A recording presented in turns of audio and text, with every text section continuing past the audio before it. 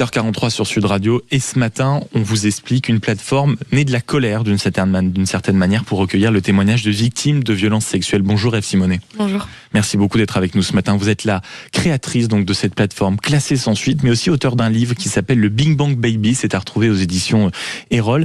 Simplement pour tous ceux qui découvriraient pour la première fois le nom de cette plateforme, concrètement, pourquoi ce matin, dans la période que nous traversons, vous avez décidé de lancer une telle plateforme ? Alors, Classé sans suite, c'est une plateforme participative et citoyenne où on propose aux personnes qui n'ont pas été crues par la justice de venir raconter leur histoire de manière anonyme sur cette plateforme. Pourquoi faire ça ? Tout simplement parce que la France subit en ce moment des vagues immenses d'enquêtes, de procès. Voilà, on a vu avec les dossiers Le Squarneck, maintenant c'est Liana, Bruel, enfin ça n'arrête pas en permanence. Je pense que c'est né de la colère, de mon impuissance et de ma propre paralysie aussi face à ces situations qui nous touchent tous et toutes et qui me touchent particulièrement moi parce que j'ai été victime d'un classement sans suite aussi en 2001. Donc c'est de la colère et visiblement je suis pas la seule à être en colère parce que quand on voit les chiffres du site, c'est plus de 90 000 connexions en 4 jours. Et donc là, plus ça fera 4 jours aujourd'hui. Il y a déjà eu 90 000 connexions. Et quand vous dites 90 000 connexions, c'est 90 000 témoignages ? Non, c'est 90 000 connexions sur le site internet et c'est plus de 2500 témoignages à date. Ce qui n'est pas non plus un chiffre très rassurant. Quel a été l'élément déclencheur, outre le contexte ? Est-ce que vous vous souvenez, je sais pas moi, d'une image, peut-être d'un bandeau sur une chaîne d'information, de quelque chose que vous avez entendu, un manque de réaction, une phrase politique où vous avez dit non, allez, ça y est, c'est plus possible. La colère est passée tout d'un coup à quelque chose qui provoque une action, c'est-à-dire la création de cette plateforme. Alors moi, je suis militante pour le droit des enfants depuis un moment, donc la colère, elle est présente. Là, c'était aussi de voir le mouvement citoyen en fait qui est en train de prendre de l'ampleur. C'est de voir les mobilisations sur les réseaux sociaux. Franchement, c'est pas du tout les médias en fait qui m'ont poussé à faire ça parce que ils traitent cette affaire et c'est bien normal, mais sous le prisme encore du scandale. Alors que nous, ça fait quand même des années qu'on dit que justement, ce ne sont pas des dysfonctionnements, mais ce sont bien le fonctionnement bien normal de notre système. Ces classements sans suite, le fait de pas croire la parole des enfants aussi et des femmes. Vous dites c'était là la norme. Là, on a mis un coup de projecteur sur une affaire effroyable, mais c'est toujours comme ça que ça se passe. Et moi, je voulais montrer ça en fait à travers cette initiative et je pense que c'est un pari déjà réussi en 4 jours quand on voit les milliers de témoignages qui déferlent en fait. Et vous parlez depuis tout à l'heure de la parole citoyenne, de l'initiative citoyenne. J'étais hier, on était, parce que c'était l'invité politique de cette matinale, c'était la porte-parole du gouvernement, Maud Bréjon, et je l'interrogeais justement sur ce mouvement citoyen. Vous êtes persuadé que c'est suffisamment fort ce qu'il y a en ce moment dans la société pour que le mouvement prenne de l'ampleur et dure ? Je pense que oui, et surtout je l'espère, parce qu'aujourd'hui l'impunité doit absolument cesser. Je pense qu'il y a aussi quelque chose, c'est que les victimes parlent, mais les victimes ont toujours parlé, mais aujourd'hui on a une écoute médiatique. On a les médias qui nous invitent, on a les réseaux sociaux. Surtout c'est ça en fait. Classé sans suite, c'est 100% une initiative aussi des réseaux sociaux, qui a été partagée des dizaines de milliers de fois en quelques jours. Donc je pense qu'aujourd'hui on a à la fois les outils, les armes pour pouvoir aller beaucoup plus loin en fait dans ce combat et exiger qu'on cesse en fait de mettre en doute la parole des enfants, qu'on cesse de violer les enfants, les femmes. Enfin ça me paraît un combat qui est possible. Voilà, qui est plus, basique et plus que possible à mener. Si on a les politiques publiques aussi derrière nous. Ça, on y reviendra à la fin de cet entretien, mais vous êtes, Ève Simonet, je le rappelle, la créatrice de cette plateforme, donc classée sans suite, avec les nombreuses personnes qui ont le courage de témoigner sur votre plateforme. Est-ce que vous arrivez à dessiner ce qui pourrait ressembler à un profil type et de la victime et du pédocriminel ?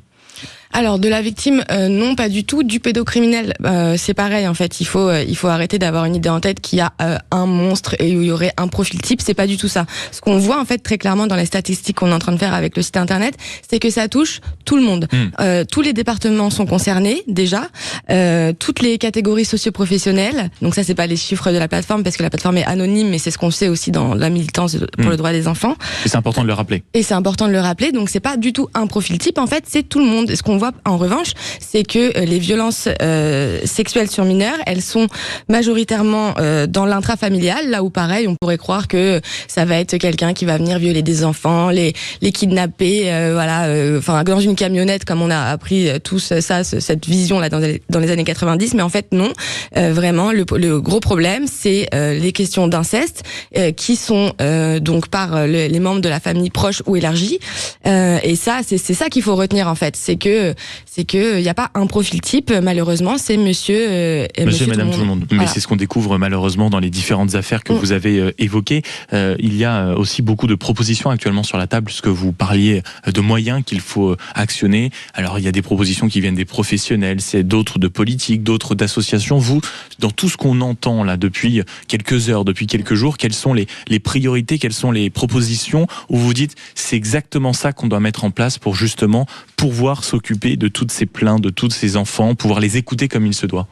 En tout cas, c'est sûr que ça vient pas de l'État, parce que moi j'ai l'impression qu'ils sont complètement hors sol. Quand Darmanin demande de réexaminer 70 000 plaintes, je me dis que vraiment il comprend pas le problème. Pourquoi il comprendrait pas le problème? Qu'est-ce qui vous interpelle dans la position du ministre quand il vous dit c'est pas un problème de moyens forcément? C'est qu'en fait non, demander d'examiner 70 000 procédures en un mois, ça veut dire qu'on fait on ne prend pas la mesure de ce que ça veut dire en fait d'aller ouvrir ces enquêtes, d'aller prendre le temps de pouvoir le faire justement et d'enquêter correctement et c'est pas possible en fait. Il faut des mesures concrètes, réelles, qui s'inscrivent dans la durée, pas des coups de communication ou de démagogie comme c'est en train d'être fait aujourd'hui. Et moi j'invite toutes les personnes à aller se renseigner sur la proposition de loi intégrale de la Fondation pour les femmes, qui travaille depuis des années et des années avec 150 associations qui sont spécialisées sur des sujets, avec des mesures qui sont vraiment concrètes et qui pourront vraiment faire changer les choses, avec un budget associé de 2,7 milliards notamment d'euros. F. Simonet, à une victime qui éventuellement nous écouterait ce matin, qui n'a pas encore osé parler, que ce soit en allant porter plainte, que ce soit un professionnel, qu'est-ce que vous avez envie de lui dire en quelques mots? Alors déjà, de venir sur cette plateforme et déposer le récit si c'est quelque chose qui est envisageable. Je voudrais juste rappeler que sur notre plateforme, c'est ouvert pour les plaintes classées sans suite, mais aussi pour les plaintes qui ont été prescrites, qui ont eu un non-lieu, qui ont été acquittées, et même qui n'ont pas été déposées. Le but de cette plateforme, c'est vraiment de pouvoir dire aux personnes, venez nous raconter votre histoire, même si vous n'avez pas en fait osé déposer plainte, c'est aussi un indicateur. Et ce qui est dingue, c'est que sur la plateforme, sur les statistiques qu'on a, on voit que 43% aujourd'hui de nos témoignages sont des plaintes qui n'ont jamais été déposées. Donc en fait, pour moi, ça va être important aussi là qu'on réfléchisse tous ensemble collectivement pour aussi revoir les chiffres des violences sexuelles sur les femmes et les enfants, parce qu'ils sont sous-évalués. Ils sont sous-évalués parce que beaucoup n'osent pas encore prendre la parole. Donc quand on parle de libération de la parole, aussi peut-être être prudent quant à ce terme. Merci beaucoup F. Simonet d'avoir été avec nous, créatrice de la plateforme, donc classée sans suite. Allez-y déjà pour lire, pour découvrir cette plateforme, et puis aussi peut-être pour la partager autour de vous, parce que c'est une initiative qui, je ne sais pas si on doit lire comme ça, mais fait un peu de bien quand même dans cette période un peu étrange. Merci beaucoup d'avoir été avec nous. Je rappelle aussi votre livre Big Bang Baby, et c'est à retrouver donc aux éditions Erol sur Sud Radio. Il est 7h51.